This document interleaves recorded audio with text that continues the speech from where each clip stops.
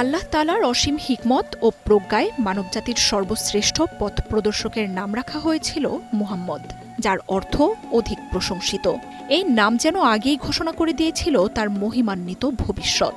এমন এক মহাপুরুষ যিনি হবেন আল্লাহর কাছে প্রিয় আর সমগ্র সৃষ্টি জগতের কাছে প্রশংসিত।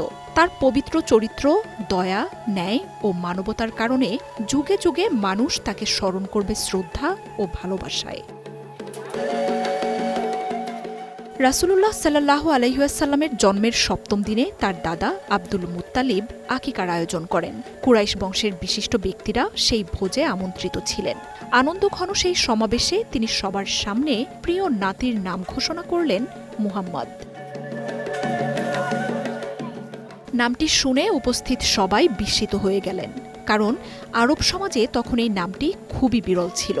তারা অবাক হয়ে আব্দুল মুত্তালিবকে জিজ্ঞেস করলেন, আপনি কেন এই নামটি বেছে নিলেন? আব্দুল মুত্তালিব গভীর বিশ্বাসের সাথে বললেন, আমি চাই আমার নাতি আসমান ও জমিনে প্রশংসিত হোক। মানুষ যেমন তার প্রশংসা করবে, তেমনি আল্লাহ তাআলাও তাকে প্রশংসা করবেন। মূলত এই নামটি আল্লাহ তাআলার পক্ষ থেকে তার অন্তরে এক ধরনের ইলহামের মতোই উদ্ভাসিত হয়েছিল, তাই তিনি এই নাম রাখার ব্যাপারে দৃঢ় আগ্রহ অনুভব করেছিলেন। এ গ্রেড ক্লিংকারের কনফিডেন্স সিমেন্ট, বাংলাদেশের হৃদয় জুড়ে। একবার আব্দুল মুত্তালিব একটি আশ্চর্য স্বপ্ন দেখলেন। তিনি দেখলেন তার পিঠ থেকে একটি রূপার শেকল বের হয়েছে। সেই শেকলের একটি প্রান্ত আসমানের দিকে উঠে গেছে, আরেকটি জমিনে বিস্তৃত। আবার একটি প্রান্ত পূর্ব দিকে এবং অন্যটি পশ্চিমে ছড়িয়ে পড়েছে। কিছুক্ষণ পর সেই শেকলটি পরিবর্তিত হয়ে এক বিশাল গাছের রূপ নিল। গাছটির প্রতিটি পাতায় জ্যোতি ঝলমল করছিল, আর পূর্ব ও পশ্চিমের অসংখ্য মানুষ সেই গাছের ছায়ায় আশ্রয় নিয়েছে। স্বপ্নের ব্যাখ্যা জানতে চাইলে স্বপ্ন বিশারদরা বললেন, আপনার বংশে এমন একজন মহান সন্তান জন্ম নেবে যার অনুসারী হবে সারা বিশ্বের মানুষ। তিনি আসমান ও জমিনে প্রশংসিত হবেন। এই ব্যাখ্যা শুনে আব্দুল মুত্তালিবের হৃদয়ে গভীর আনন্দ ও আশার সঞ্চার হল। রাসূল সাল্লাল্লাহু আলাইহি ওয়াসাল্লামের জন্মের সময় তার মা আমিনা রাদিয়াল্লাহু আনহু এক বিস্ময়কর ঘটনা প্রত্যক্ষ করেছিলেন। তিনি দেখলেন এক অপূর্ব আলো তার কাছ থেকে ছড়িয়ে পড়ছে, যার আলোয় দূরবর্তী শামের বৃহৎ প্রাসাদসমূহ পর্যন্ত আলোকিত হয়ে উঠেছে।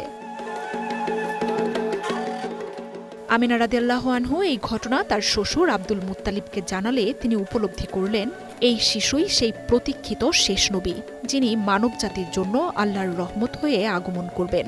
তিনি আরও বুঝতে পারলেন, এই শিশু একদিন সারা বিশ্বে প্রশংসিত হবেন। তাই তিনি তার নাম রাখলেন মুহাম্মদ। ইসলামী ইতিহাসে উল্লেখ আছে যে এই নামটি আসলে আল্লাহ তাআলার পক্ষ থেকেই নির্ধারিত ছিল। ইমাম ইবনু তাইমিয়া রহমতুল্লাহ আলাইহি বলেছেন, তিনি জাবুর কিতাবের কয়েকটি নুসখায় শেষ নবীর আগমনের সুসংবাদ দেখেছেন, যেখানে তার নামের ইঙ্গিত পাওয়া যায়।